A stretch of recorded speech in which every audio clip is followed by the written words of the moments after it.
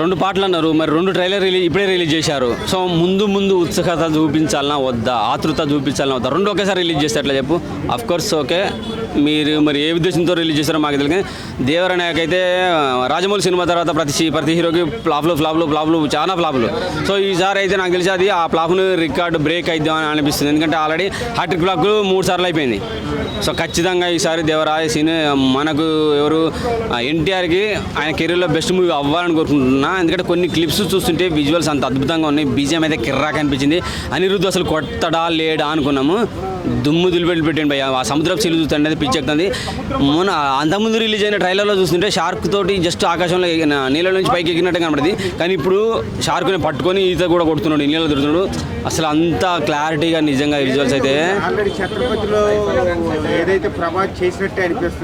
లేదు, అసలు దానికి దీనికి మ్యాచింగ్ లేదు. మీరు కంపారిజన్ అసలు చేయదు. ఛత్రపతి వేరు, దేవర వేరు. 3 క్యారెక్టర్లు అన్నారు కానీ దేవ ఒకరు, వర ఒకరు, 2 అనిపించేసింది. ఒక క్యారెక్టర్ సైఫ్ అలీ ఖాన్తో చాలా ఫ్రెండ్లీగా కనపడుతున్నది.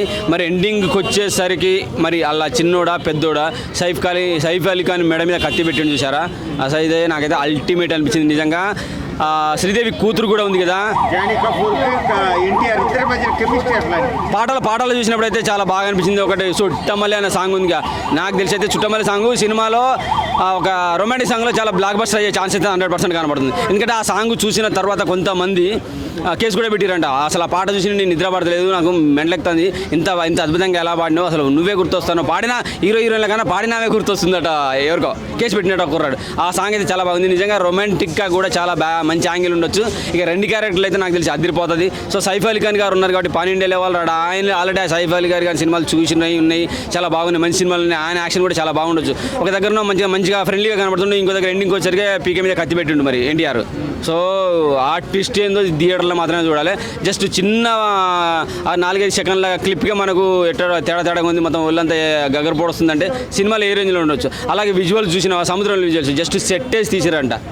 యాక్చువల్గా అవి ఒరిజినల్గా తీయగలుగుతారు, అసలు హాలీవుడ్కి వెళ్ళాలి, ఇంకెక్కడైనా స్టూడియోకి వెళ్ళాలి, పెద్ద స్టూడియోకి వెళ్ళాలి. కానీ చిన్న సెట్ వేసి 100 మీటర్స్ 100 ఫీట్స్ ట్యాంక్ ప్రిపేర్ చేసి దాంట్లో తీసిరంట.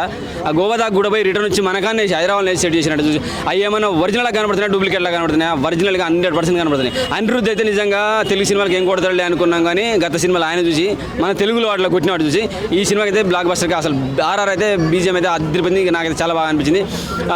జాహ్నవి కపూర్ కూడా ఒక డైలాగ్ వాడు చిన్నప్పటి నుంచి చూస్తున్నానే వాడిని అని చెప్పేసి. సో ఒక అమాయకుడు క్యారెక్టర్ మనం చూసినాం ఇప్పటివరకు వచ్చిన వాటిల్లో. సో ఆ క్యారెక్టర్ ఎండింగ్కి వచ్చాక మరి పీక మీద కత్తి పెట్టే రేంజ్కి అంత ధైర్యం ఎలా వచ్చింది అనేది థియేటర్లో మనం చూడబోతున్నాం.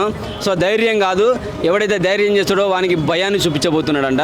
సో ఆలోచించుకోండి. ఇక అదేవిధంగా చూస్తే ఆల్రెడీ కొంతమంది ట్రోల్ కూడా చేస్తారు, ఆచార్య 2 ఇది అంతేనా అని చెప్పేసి అంటారు. అది ఎలా ఉండబోతుంది? లేదు, ఫస్ట్లో అలాగే అనుకున్నాము. ఎందుకంటే RRR తర్వాత వస్తుంది, రాజమౌళి సినిమా తర్వాత వస్తుంది, బ్లాక్ బస్టర్ అయ్యవద్దు, ఫెయిల్ అవుతుంది. ఎందుకంటే ప్రతి హీరోకి 3 ఫ్లాప్లు ఉండేది. అంటే ఫస్ట్ ఎన్టీఆర్ తో స్టూడెంట్ నెంబర్ 1 తర్వాత ఎంబటే సూపర్ అటర్ ఫ్లాప్ అయింది కదా, అదే ఒకటే 2-3 పోయింటి పక్క హ్యాట్రిక్ కొట్టారు. ప్రతి సినిమా తర్వాత 3 కొడతారు. రాజమౌళి తర్వాత ప్రతి హీరో 3 కొడుతున్నాడు. ప్రభాస్ కొట్టాడు, ఛత్రపతి తర్వాత కొట్టాడు, రీసెంట్గా బాహుబలి తర్వాత 3 ఫ్లాప్లు అయిపోయినాయి.